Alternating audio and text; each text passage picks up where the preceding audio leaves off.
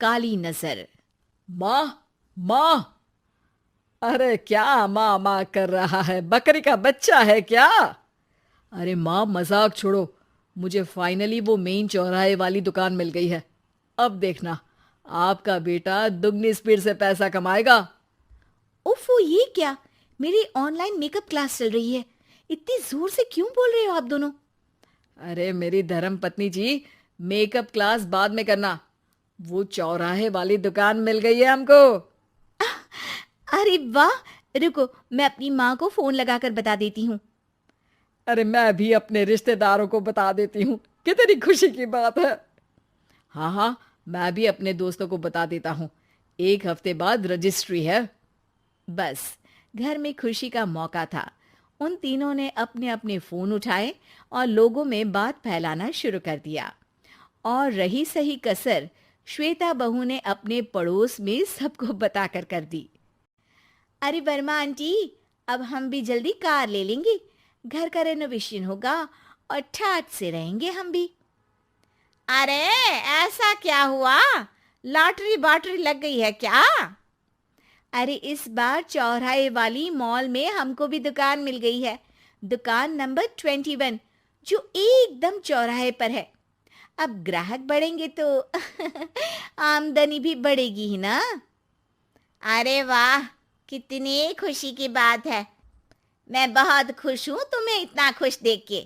बाकी एक बात कहूँ, सबको मत बताते फिरना। किसी की नजर लग जाएगी तो खुशी की खबर वापस लौट जाएगी। हैं? ऐसे थोड़ी ना होता है। अब डरा रही हो। अरे सही कह रही हूँ। काली नजर कहते हैं इस चीज को, जब आप किसी को कुछ बताओ और वो काम बिगड़ जाए। अरे लेकिन मैं तो। तुमने सबको बता दिया ना? हाँ, फोन लगा लगा के। अब बच के रहना। काली नजर बड़ी खतरनाक होती है। श्वेता इतनी खुश रहती है कि वो वर्मा आंटी की बात पर ध्यान ही नहीं देती, जबकि पड़ोस में और भी लोगों से खुशी की खबर शेयर करती रहती है। अगले दिन राजेश बहुत दुखी होकर घर आता है। अरे बेटा, क्या हुआ? मुंह क्यों सूजा हुआ है? मधुमक्खी ने काट लिया क्या? माँ, वो दुकान किसी और के पास चली गई। किसी ने ज्यादा भाव लगा दिया। अरे पर बात तो आपसे हुई थी ना उस दुकान वाले की। हाँ, आज मैं टोकन अमाउंट देने गया था, तब मुझे पता चला। कोई आकर सुबह मुझसे पहले ही ज्यादा अमाउंट दे गया। हम्म, काली नजर। क्या? क्या कहा? वर्मा आंटी ने समझाया था कि किसी को बताना मत, वरना काली नजर लग जाएगी। अच्छा, तुम्हें उनकी बात मान लेनी चाहिए थी। उनकी बात मान लेती, लेकिन उसके पहले ही सबको बता चुके थे ना हम तीनों। अरे अगली बार से ध्यान रखेंगे। कोई भी नई चीज होगी तो किसी को नहीं बताएंगे।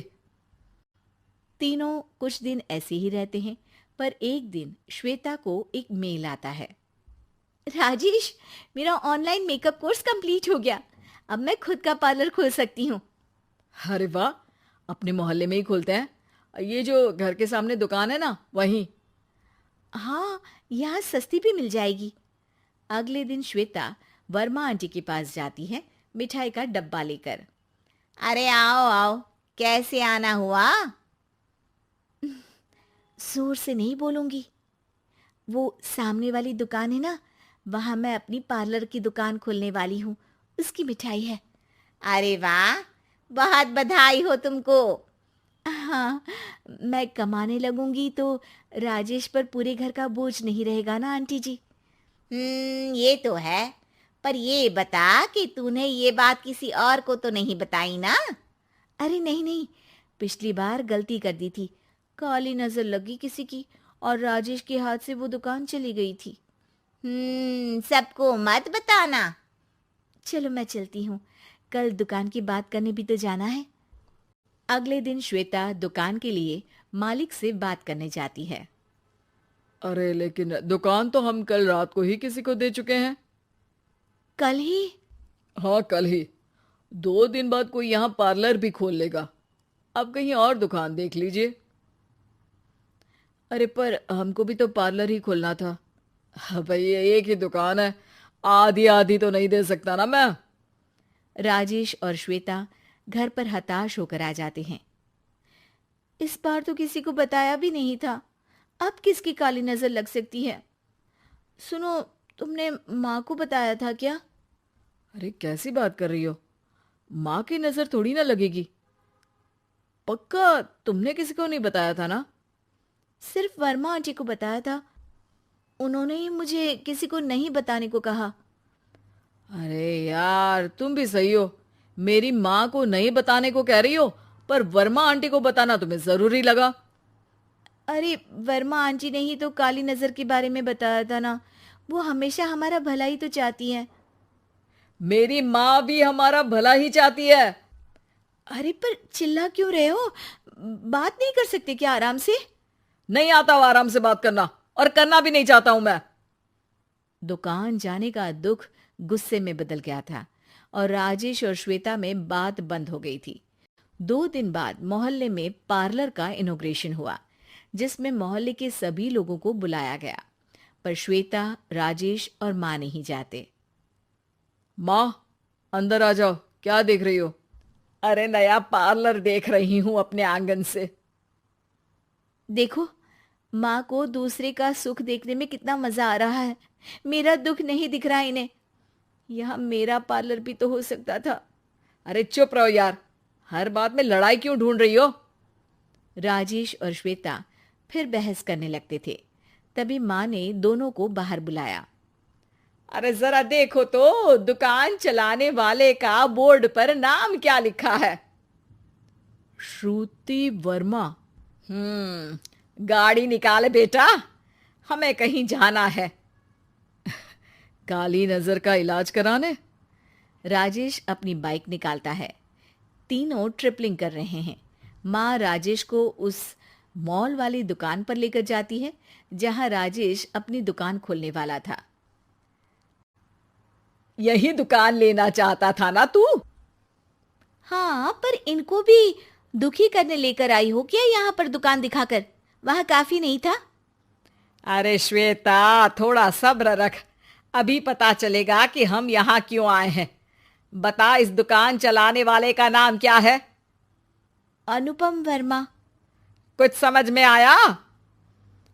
वो दुकान वाली श्रुति वर्मा, ये दुकान वाला अनुपम वर्मा, और हमारे पड़ोस में हमने उस दुकानों के बारे में बताया किसको था? अब वर्मा आंटी को। मतलब वर्मा आंटी ही हमारा काम बिगाड़ रही है? नहीं नहीं, ऐसा नहीं हो सकता, ये बस इत्तेफाक है। राजेश अपना फोन निकालता है और श्रुति वर्मा और अनुपम वर्मा के नाम फेसबुक पर सर्च करता है, जहां ये दोनों ही वर्मा आंटी के रिश्तेदार होते हैं। श्वेता को समझ में आ जाता है कि वर्मा आंटी की ही नजर खाली नजर है। अब क्या करना है?